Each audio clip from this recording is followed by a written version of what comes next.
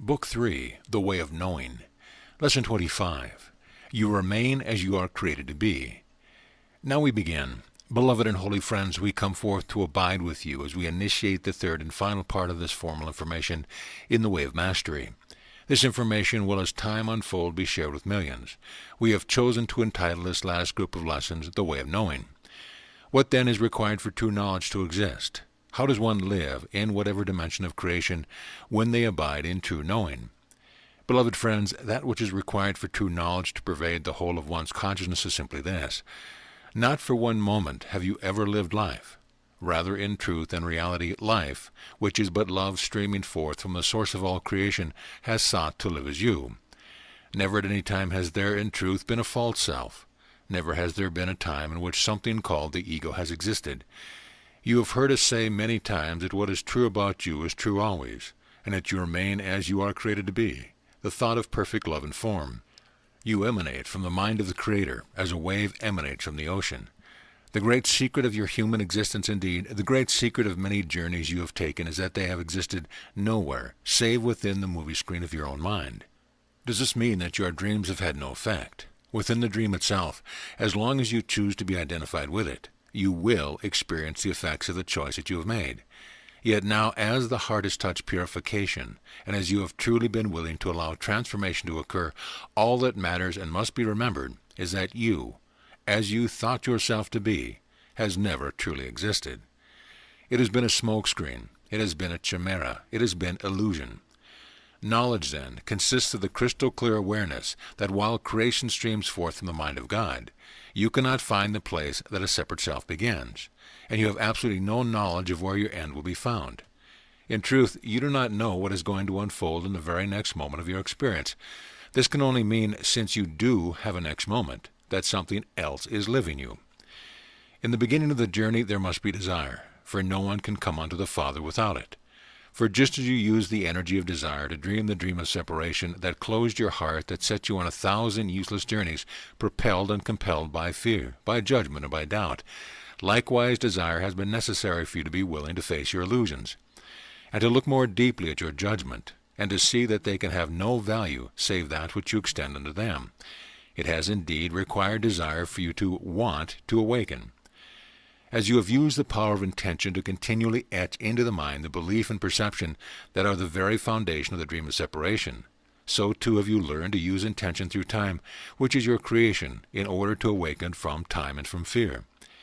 Just as you once used the power of allowing to give permission to the creations held within your mind to seemingly, apparently take form in front of your eyes, and allowed their reality become so deeply entrenched that literally worlds have been birthed from it, so too have you needed to use allowance in the process of transformation, allowing yourself to feel what you did not want to feel before, and allowing yourself to see differently what you had once insisted could only be seen in a certain way.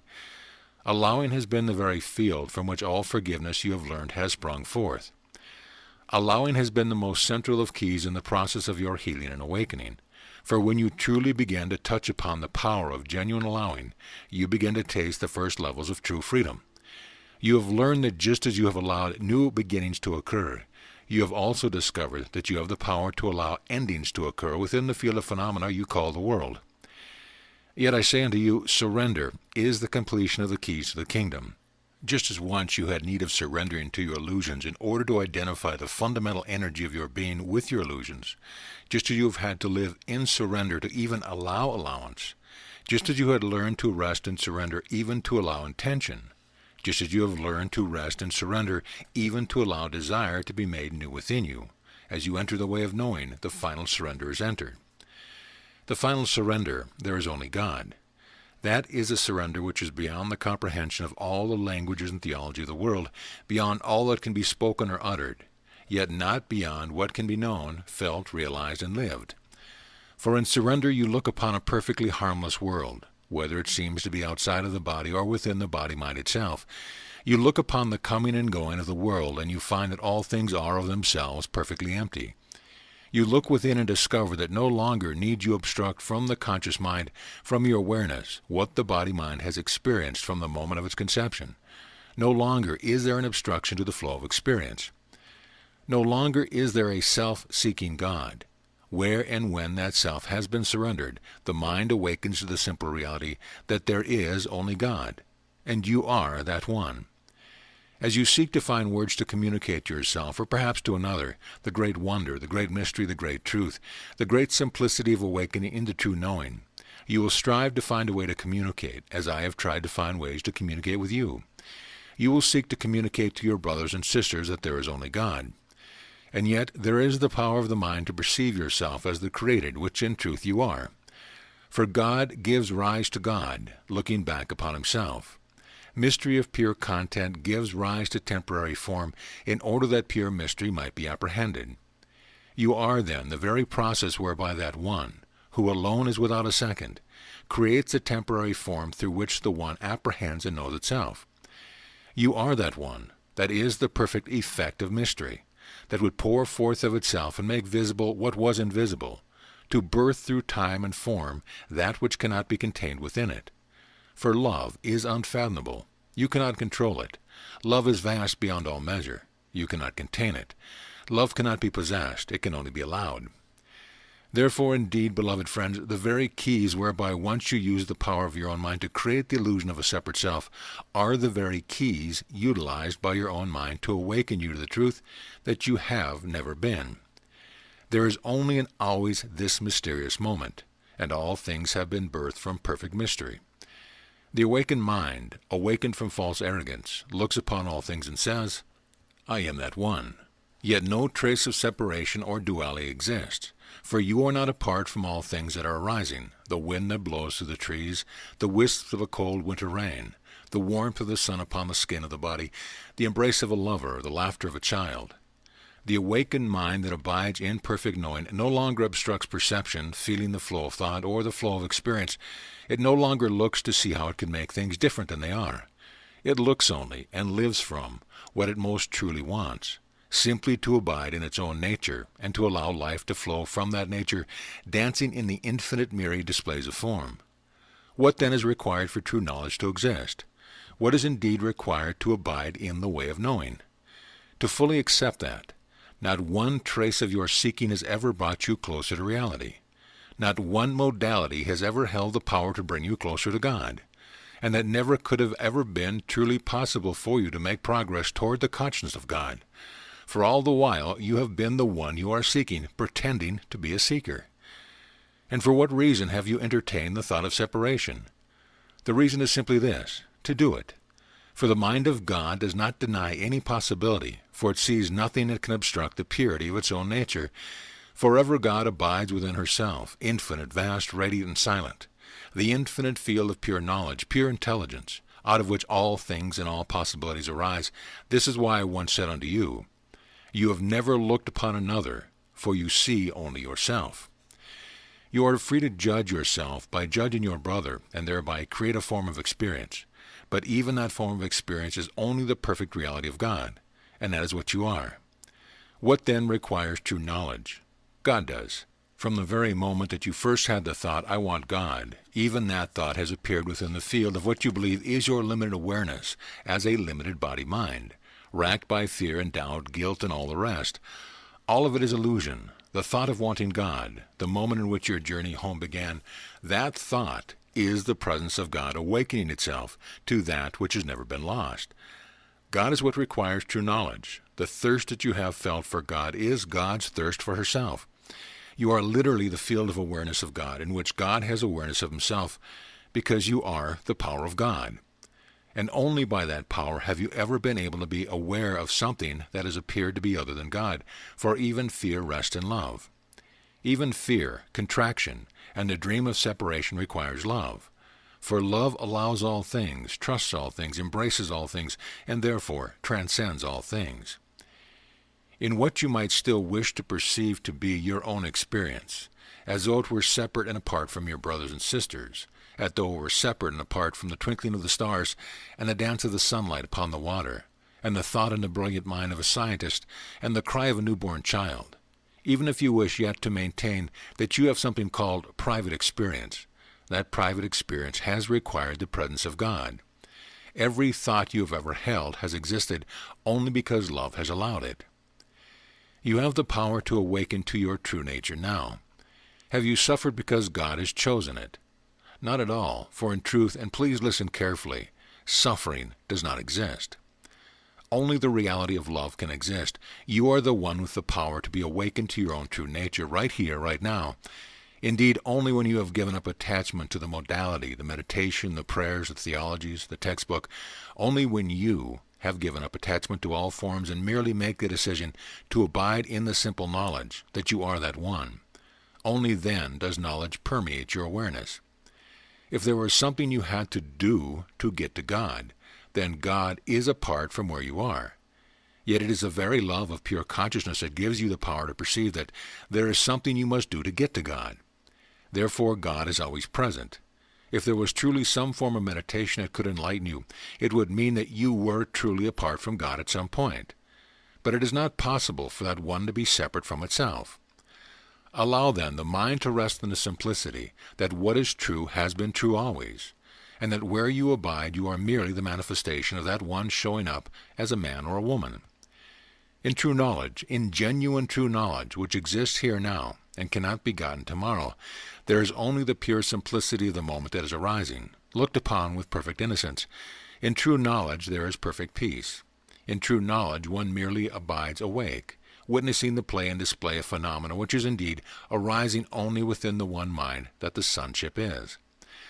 I have said often to you that you cannot truly make a wrong turn, and no one has ever made a wrong turn in his or her journey. How could this be possible in the field of pure love that is God? Only love is real. You have allowed yourself as God to formulate shapes of experience merely to experience it. Every tear that you have cried, every loss that you have felt, is yet only God choosing to have the experience. You have remained eternally free in each moment to choose again, and indeed you will choose again without end. For there is not a time that God will cease to be. For if God could cease to be, then God is not God, for there would need be a field of energy in which non-being could exist. The mind that is awakened serves only the Holy Spirit, and the Holy Spirit is merely right-mindedness. And what is right-mindedness if not true knowledge? The way of knowing, then, is a way of unobstructed feeling, unobstructed allowance, not only of what is around you, but what is arising from within you. The work that I do communicating this lesson is not done because someone else is requiring me to do it. It arises within the field of the mind of God, that is the essence of all that I am as Christ. It arises, is witnessed and allowed by me, and therefore the work is done. This is no different than when you experience in your moment-to-moment experience. When you watch a raindrop fall and touch the window through which you look, you have utilized and are the presence of the power of awareness. That is no different than that which pervades me and through which this communication is manifested. All that is taking place in all attempts to awaken the sonship is that the one is speaking to itself. It speaks of awakening because another aspect of itself, another wave from the ocean, is yet pretending that it truly caused itself to lose awareness. Look around you, beloved friends, for once I ask you to consider that you do not know what a single thing is or is for. I did this because you believed that you were a separate self, and that your judgments and perceptions and definitions of things had a reality outside of your mind. Therefore I asked of you, look around in perfect humility, for you do not know what a single thing is or is for. For if you look upon a brother or sister and see them as separate from yourself, someone from which something can be acquired for you to gain in your journey, you have truly not known what your brother or sister is for. This is the only thing that your brother or sister can be for, to be that which God looks upon and sees only himself. A brother or sister is in the field of awareness you have learned to call your own for one reason, to be loved, to be celebrated, and to be joined with to create and extend the good, the holy, and the beautiful.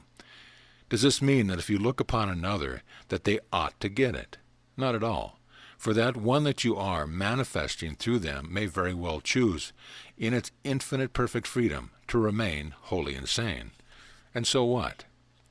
Nothing can prevent you from looking with love and allowing the play and display of form to continue its dance of birth and death, joining and distancing, creating and dissolution.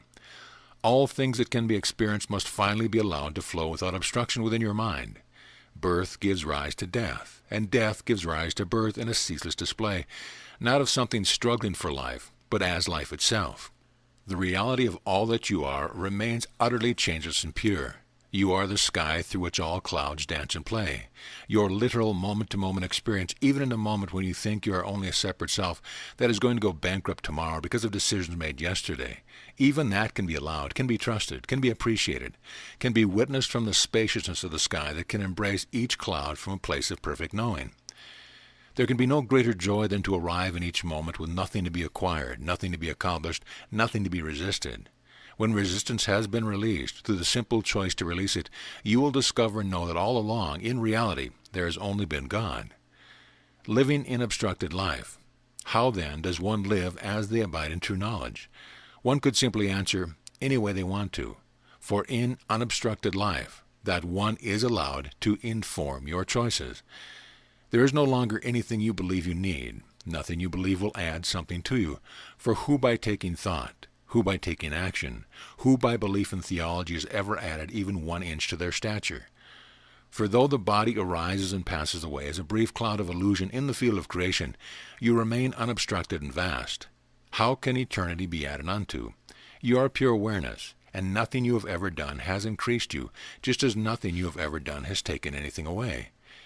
Each moment, then, is perfectly pristine, honest, and innocent. Each moment embraced and allowed without obstruction is the literal and present state of heaven. This is why I once said, heaven is spread across the face of the earth, yet mankind sees it not. Yet it requires heaven to choose to see something else.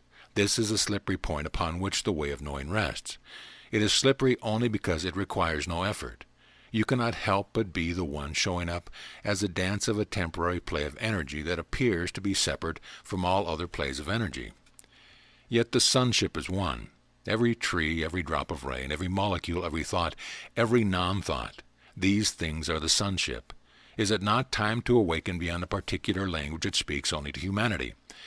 Remember that your suffering has come only from the illusion that you are a separate body-mind subject to the ravage of time, the insecurity of the world, surely to become a victim of death. The whole time in reality you are the power by which you choose that belief. Does this mean that you can merely say, I am awake now, and I don't need to feel that feeling that's coming up? Not at all. For love does not resist anything. Love embraces all things. Love desires all things. Love awakens to the truth that only God is. And God would embrace the totality of His creation through you, as you, in you, for you, and for Himself. For there is no difference between God and you. You are that one. How then does an awakened one live? I gave you the answer earlier, any way that awakened one wants to. And here now, please understand, we come to the essence of what we will be doing in the lessons that follow. For no longer will we live in questions about what we ought to do. No longer will I ask you to live in questions of what went wrong, but rather in the purity of the power of the one question that God dwells in constantly. What do I want?